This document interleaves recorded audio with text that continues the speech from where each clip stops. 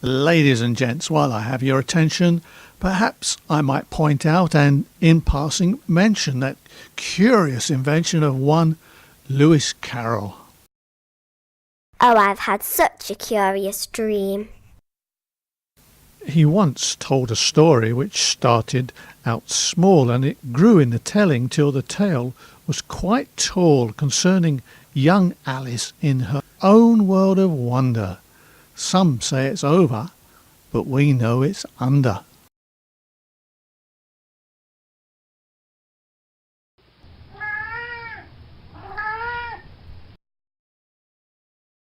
Curiouser and curiouser.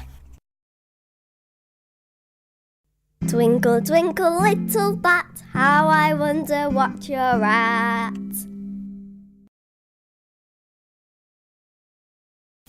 But tell me, have you found him yet, that strange little boy in the silhouette?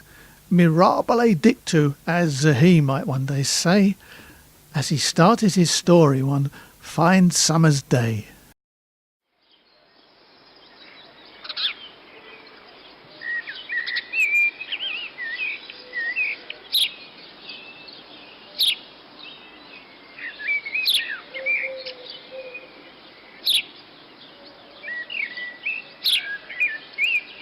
Cheshire Puss, would you tell me, please, which way I ought to go from here?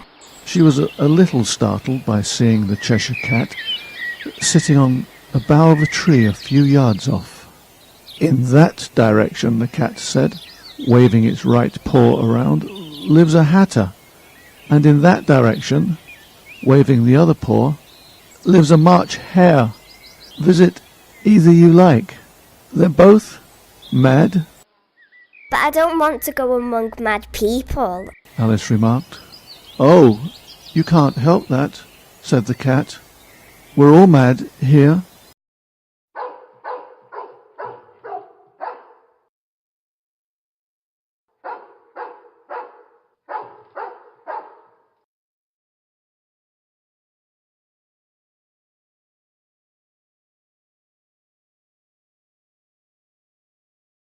Now, let us proceed without further abstention. I've lots more to tell you with some condescension of that curious invention of one Lewis Carroll.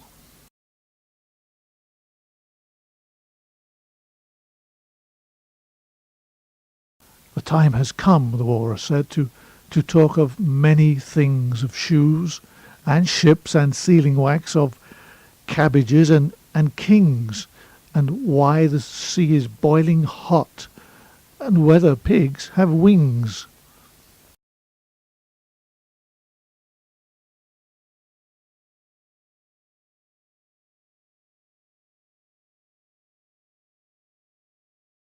How doth the little crocodile improve his shining tail?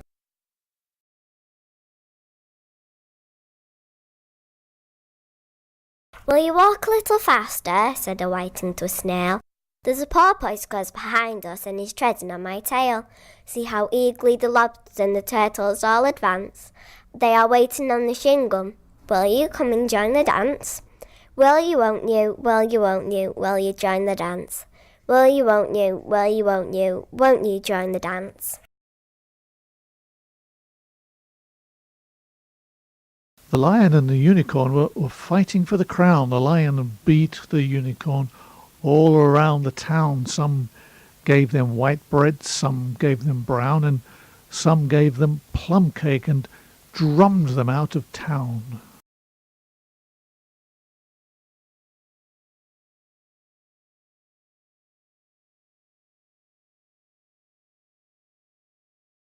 It's the stupidest tea party I ever was at in all my life.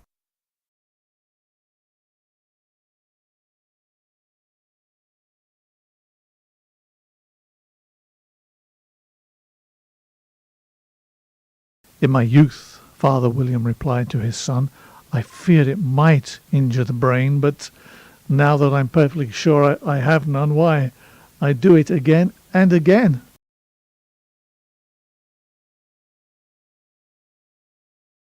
London Bridge is broken down, it's broken down, it's broken down.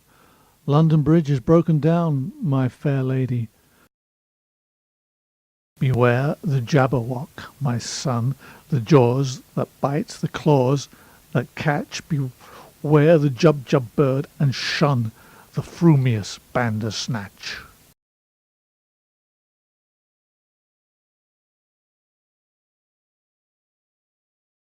And why the sea is boiling hot, and whether pigs have wings.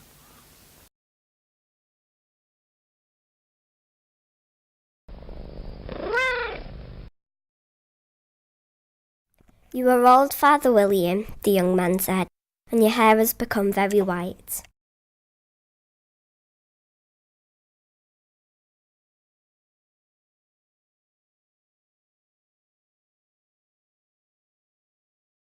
But I was thinking of a plan to dye one's whiskers green, and always use so large a fan that they could not be seen. So, having no reply to give to what the old man said, I cried, "Come, tell me how you live," and thumped him on the head.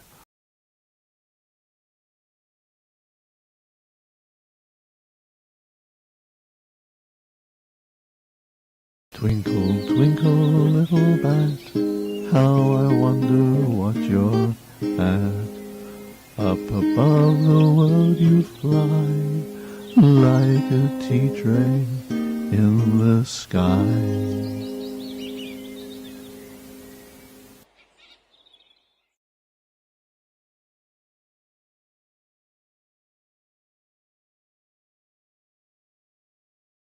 Twinkle, twinkle, little star, how I wonder what you are. Up above the world so high, like a diamond in the sky.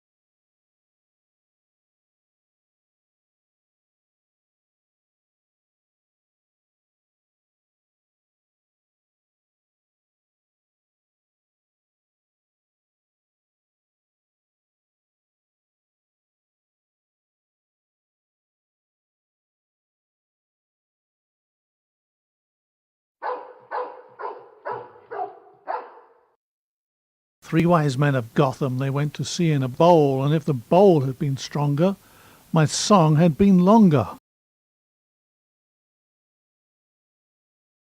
Old Mother Hubbard went to the cupboard to fetch her poor dog a bone, but when she came there the cupboard was bare, and so the poor dog had none. Hey diddle diddle, the cat and the fiddle, the cow jumped over the moon. The little dog laughed to see such sport, and the dish ran away with the spoon. Mary, Mary, quite contrary, how does she guide and gram? With silver bells and cockle shells, and maids all in a row. Tweedledum and Tweedledee agreed to have a battle, for Tweedledum said Tweedledee had spoiled his nice new rattle. Just then flew by a monstrous crow as big as a tar barrel, which frightened both the heroes so they quite forgot their quarrel.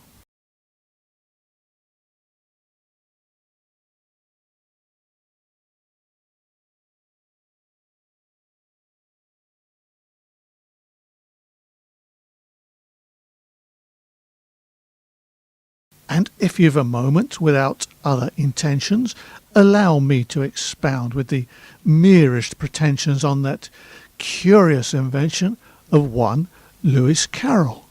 But say, have you seen the invisible girl, as bright as a button, as white as a pearl, appearing twice daily at noon and at 3? You may have just missed her, she's gone for her tea. But first, here's a riddle. It's one you might know. Quite how does this writer resemble a dodo? Some may recall, some may have forgotten. The answer's quite simple. Oh, Mr. Dodgson, I wish you would write out Alice's adventures for me. Now let us proceed without further abstention.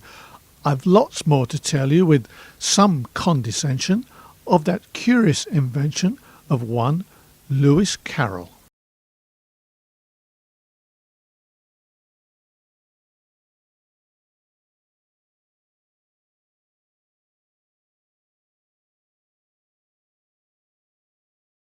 Thus grew the tale of Wonderland.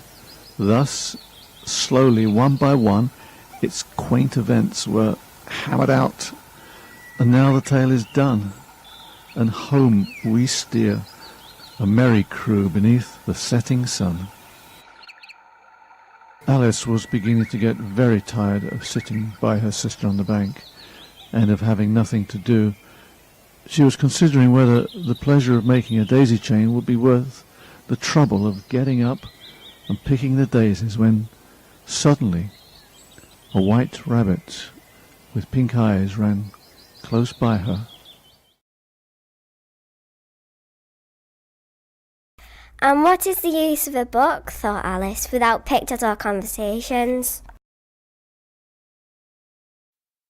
The door led right into a large kitchen which was full of smoke. The Duchess was sitting on a three-legged stool in the middle. The only two creatures in the kitchen that did not sneeze were the cook and a large cat, which was lying on the hearth and grinning from ear to ear. Please would you tell me why your cat grins like that? It's a Cheshire cat, said the Duchess, and that's why. The Queen of Hearts, she made some tarts, all on a summer's day. The Knave of Hearts, he stole those tarts and took them quite away.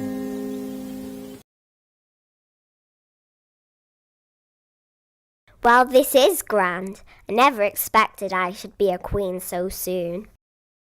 Mesdames et messieurs, please inspect the collection. We've come to the end of my brief circumspection of this curious invention of one Lewis Carroll. That's all until next time. Ah, but it is next time.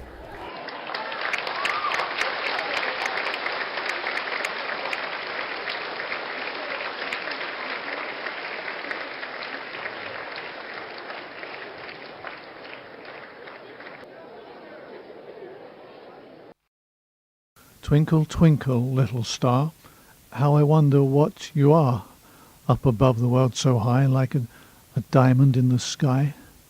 When the blazing sun is gone, when he nothing shines upon, then you show your little light, twinkle, twinkle, all the night. Then the traveller in the dark thanks you for your tiny spark. He could not see which way to go if you did not twinkle so. In the dark blue sky you keep, and often through my curtains peep, for you never shut your eye till the sun is in the sky. As your bright and tiny spark lights the traveller in the dark, though I know not what you are, twinkle, twinkle, little star.